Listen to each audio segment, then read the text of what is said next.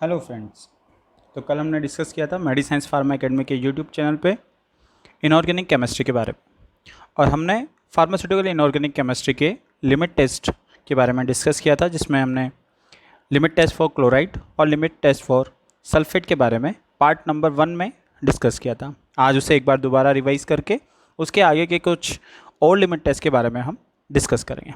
तो let's start. कल हमने डिस्कस किया था लिमिट टेस्ट फॉर क्लोराइड के बारे में, और उससे पहले हमने कुछ पर्टिकुलर जो लिमिट टेस्ट का इंट्रोडक्शन पार्ट है उसके बारे में डिस्कस किया था कि लिमिट टेस्ट हम क्यों करते हैं।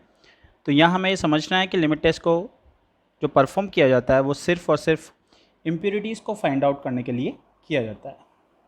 सेकंड है कि किस पर्टिकुलर ग्लासवेयर में इनको प्रोसीड किया जाता है लिमिट टेस्ट को, तो यहाँ पर उसका आंसर है नेस्लर सिलेंडर।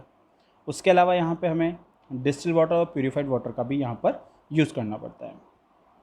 तो यहाँ पर हमें पता है कि नेस्लर सिलेंडर जो टेस्ट ट्यूब के टाइप के होते हैं दो, उसमें एक को एज अ टेस्ट और एक को एज अ स्टैंडर्ड माना जाता है, और उसके साथ में ही हमें हमारा जो रॉ मटेरियल है उसको एक पर्टिकुलर जो टेस्ट है उसके अंदर डाल करके और उसी का कंपैरिजन किया जाता है स्टैंडर्ड सॉल्यूशन के साथ।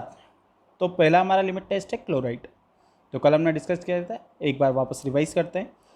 लिमिट टेस्ट फॉर क्लोराइड में एज ए स्टैंडर्ड सॉल्यूशन किसका यूज़ करते हैं वो हमें यहाँ पे ध्यान रखना है, NaCl का। तो NaCl का हम यहाँ पर यूज़ करेंगे एज ए स्टैंडर्ड सॉल्यूशन, और इसके अंदर हमें ऐड करना है नाइट्रिक एसिड का। रिएक्शन किस किस के बीच में होती है, स्टैंडर्ड सॉल्यूशन NaCl और AgNO3 यानी सिल्वर नाइट्रेट के बीच में। तो जब हमारे पास में दो नेस्लर सिलेंडर होंगे तो उनका कैसे हमें इस पर्टिकुलर लिमिट टेस्ट को परफॉर्म करना है, तो यहाँ ध्यान रखना है हमें कि एक नेस्लर सिलेंडर जिसे हम टेस्ट के लिए यूज़ करेंगे, दूसरा स्टैंडर्ड नेस्लर सिलेंडर रहेगा जिसमें हमें नॉन क्वांटिटी का क्लोराइड आयंस उसके अंदर हम डालेंगे। कितना डालेंगे तो वो हमें यहाँ पे उसकी क्वांटिटी याद रखनी है, 0.05845% वेट बाय वॉल्यूम, ये स्टैंडर्ड क्वांटिटी है क्लोराइड की, या हम ये कह सकते हैं कि NaCl की यहाँ पर हम यूज़ करेंगे। जो टेस्ट रहता है उसमें क्या करेंगे, कोई भी अगर रॉ मटेरियल आता है बाहर से जिसमें हमें चेक करना है कि इसके अंदर एक लिमिट से ज़्यादा क्लोराइड तो प्रेजेंट नहीं है, तो उसके लिए हमें क्या करना है, टेस्ट का एक सैंपल लेना है, उसके साथ में उसकी रिएक्शन करानी है AgNO3 के साथ में, और उसके अंदर हमें डालना है नाइट्रिक एसिड। सेम प्रोसीजर हमें स्टैंडर्ड के साथ में करना है, लेकिन स्टैंडर्ड के केस में हमें क्लोराइड की जो क्वांटिटी है जिसमें हम NaCl यूज़ कर रहे हैं उसमें स्टैंडर्ड क्वांटिटी हमें पता है लेकिन टेस्ट में हमें पता नहीं होती है। तो यानी एक लिमिट दे रखी है 0.05845%, इससे ज़्यादा प्रेजेंट नहीं होना चाहिए। अगर इससे ज़्यादा प्रेजेंट है तो फिर क्या होगा, आपका जो टेस्ट है लिमिट टेस्ट वो हो जाएगा फेल्ड। तो टेस्ट और स्टैंडर्ड दोनों में जब हम इन चीज़ों को डालते हैं, टेस्ट में हमने raw material AgNO3 plus nitric acid डाला है, स्टैंडर्ड में हमने non quantity of NaCl, nitric acid और AgNO3 इन तीनों चीज़ों को ऐड किया है।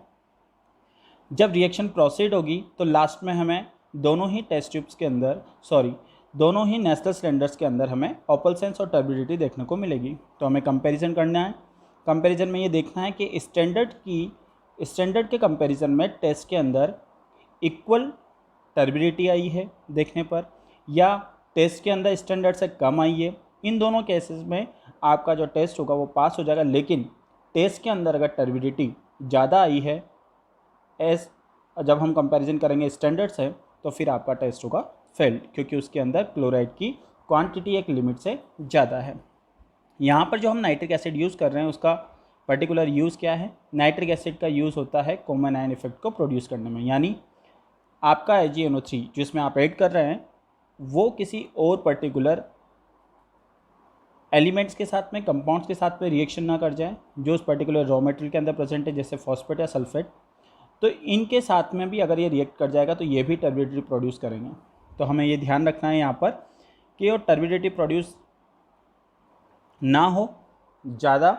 इन केस ऑफ फॉस्फेट और सल्फेट के साथ में जब रिएक्शन हो तो हमें यहाँ पर नाइट्रिक एसिड का यूज़ करना है। ये AgNO3 की फॉस्फेट और सल्फेट से रिएक्शन को रोकने का काम करता है। तो यहाँ पर कुछ इंपॉर्टेंट क्वेश्चंस हो गए जो पूछे जा सकते हैं। किस में परफॉर्म किया जाता है, नेस्लर सिलेंडर में।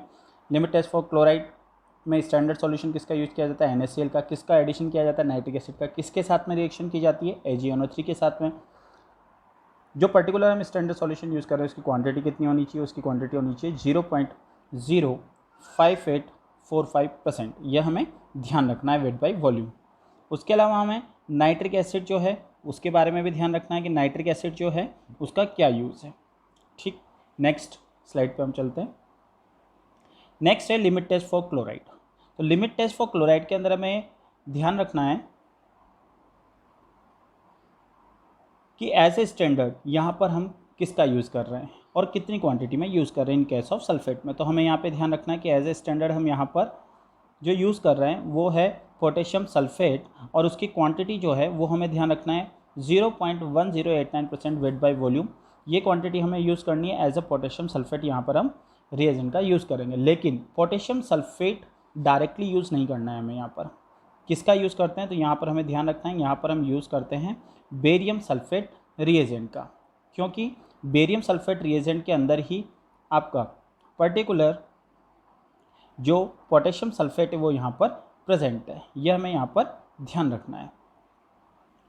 तो एज ए स्टैंडर्ड हमने किसका यूज़ किया, बेरियम सल्फेट रिएजेंट का। यह हमें ध्यान रखना है। बेरियम सल्फेट रिएजेंट के अंदर कौन कौन सी चीज़ें प्रेजेंट है, बेरियम क्लोराइड, इथाइल अल्कोहल और पोटेशियम सल्फेट। कितनी क्वांटिटी में पोटेशियम सल्फेट का यूज़ करना है, 0.1089% वेट बाय वॉल्यूम। ये क्वेश्चन भी पूछा जा सकता है। उसके अलावा किस पर्टिकुलर कंपाउंड का क्या यूज़ है इस लिमिट टेस्ट फॉर सल्फेट के अंदर, तो K2SO4 that is potassium sulphate इस पर्टिकुलर लिमिट टेस्ट की सेंसिटिविटी को इंक्रीज़ करने का काम करता है। अल्कोहल सुपर सैचुरेशन को रोकने का काम करता है। और यहाँ पर हम HCl का एडिशन करेंगे, जैसे हमने क्लोराइड के अंदर नाइट्रिक एसिड का किया था, यहाँ पर HCl का करेंगे। HCl का भी सेम काम होगा। यहाँ पर हमें ध्यान रखना है कि किस किस के रिएक्शन को रोकता है। ये फॉस्फेट और ऑक्सलेट की रिएक्शन को रोकने का काम करता है, या कह सकते हैं कि ये प्रोड्यूस करता है कॉमन आइन इफेक्ट। तो आपको वापस से अगर जो हमने आज रिवाइज़ किया है लिमिट टेस्ट फॉर सल्फेट और क्लोराइड, अगर ये आपको समझ में आया है तो प्लीज़ आप लाइक करिए, शेयर करिए, और उसके अलावा आप हमारे YouTube चैनल को मेडिसाइंस फार्मा एकेडमी को सब्सक्राइब करिए। नेक्स्ट स्लाइड में हम आगे के बारे में डिस्कस करेंगे। Thank you.